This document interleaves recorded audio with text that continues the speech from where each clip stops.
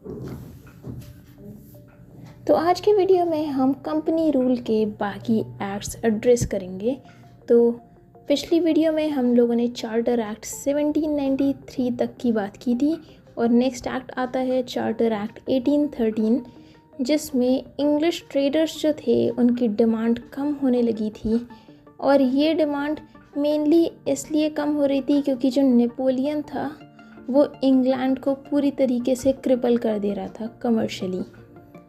यहीं पे कंपनी की जो मोनोपोली थी वो भी एंड हो गई थी चार्टर एक्ट 1813 के दौरान, क्योंकि कंपनी को जो कमर्शियल मोनोपोली मिल रही थी due to its high demand in India.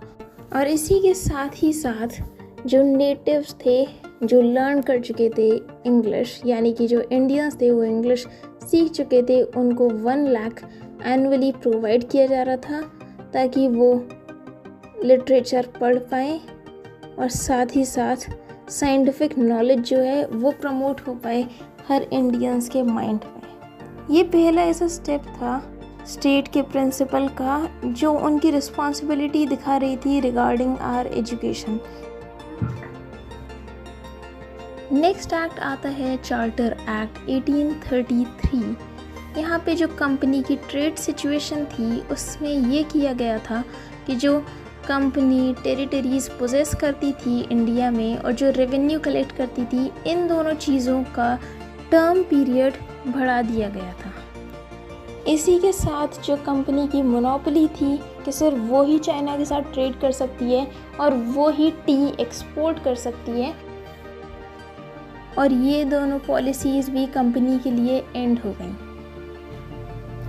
और इसी एक्ट के अंडर जो गवर्नर जनरल ऑफ इंडिया था वह इंट्रोड्यूस कर दिया गया। जो पोस्ट जिसका नाम था गवर्नर जनरल ऑफ बंगाल, उसको कन्वर्ट कर दिया गया गवर्नर जनरल ऑफ इंडिया, यानी कि अब उसके पास इतनी पावर है कि वो पूरे इंडिया के सिविल और मिलिट्री अफेयर्स कंट्रोल कर सकता है। सारी रेवेन्यूज़ भी उसी की अथॉरिटी के अंडर रेगुलेट की जाती थी और उसके पास एक्सपेंडिचर करने का भी पूरा कंट्रोल था। विलियम बेंटिक ऐसा था जो पहला गवर्नर जनरल ऑफ इंडिया बना। एक लॉ कमीशन भी इस्टेब्लिश कर दिया गया under this act. Lord Macaulay जो था वो पहला ऐसा इंसान था जिसको अपॉइंट किया था एज 4th ऑर्डिनरी मेंबर। ये यूपीएससी के पॉइंट ऑफ व्यू से एमसीक्यू के फॉर्म में आ सकता है, तो आप लोग इस पे भी ध्यान दे सकते हैं। Next act charter act 1853, company की ट्रेड सिचुएशन। इसमें यह हुआ था कि कंपनी पोजेस कर रही थी जो टेरिटरीज़, क्योंकि टाइम पीरियड बढ़ा दिया गया था, पर जो कंपनी के पास पहले एक तरीके का सपोर्ट था कि सिर्फ इंग्लिश मैन ही वर्क कर सकते हैं एज कंपनीज एम्प्लॉयज़, पर नहीं, अब ऐसा नहीं था, क्योंकि जो सर्विसेज थी वो पूरी ओपन कर दी गई थी और एक कॉम्पिटिटिव एग्जामिनेशन हुआ करता था जिसकी मदद से कंपनी के एम्प्लॉयज़ को सिलेक्ट किया जाता था। इंडियन लेजिस्लेटिव काउंसिल में भी लोकल रिप्रेजेंटेशन इंट्रोड्यूस किया गया, यानी कि इंडियंस भी हिस्सा ले सकते थे लेजिस्लेटिव काउंसिल में। नेक्स्ट एक्ट है हमारा गवर्नमेंट ऑफ इंडिया एक्ट 1858। इसी के अंडर जो कंपनी की लिमिटेशंस थी एडमिनिस्टर करने की वो सब एक्सपोज हो गई थी और यहीं पे कंपनी का जो रूल था ओवर इंडिया उसका एंड हो गया।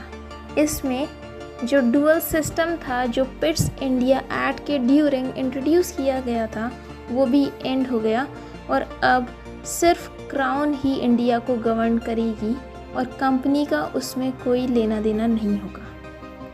काउंसिल जो थी वो सिर्फ एडवाइजरी थी नेचर में, यानी कि वो एडवाइस कर सकती है, पर उसके ओपिनियंस माने जाएं या ना माने जाएं ये सब क्राउन के ऊपर डिपेंडेंट था। इसी एक्ट के ड्यूरिंग एक नई पोस्ट का इंट्रोडक्शन भी हुआ जिसका नाम था वाइस रॉय, यानी कि जो गवर्नर जनरल ऑफ इंडिया था उसको रिप्लेस कर दिया गया एज द वाइस रॉय। और अब ये जो पोस्ट थी ये सबसे ज़्यादा प्रेस्टिजियस थी और ये डायरेक्टली अपॉइंट होता था बाय द ब्रिटिश गवर्नमेंट और पहला वाइसरॉय ऑफ इंडिया था लॉर्ड कैनिंग। तो आज की वीडियो में हम लोगों ने इतने ही एक्ट्स पढ़े और जो क्राउन रूल के अंडर जो एक्ट्स आते हैं वो सब हम नेक्स्ट वीडियो में एड्रेस करेंगे। And thanks for watching.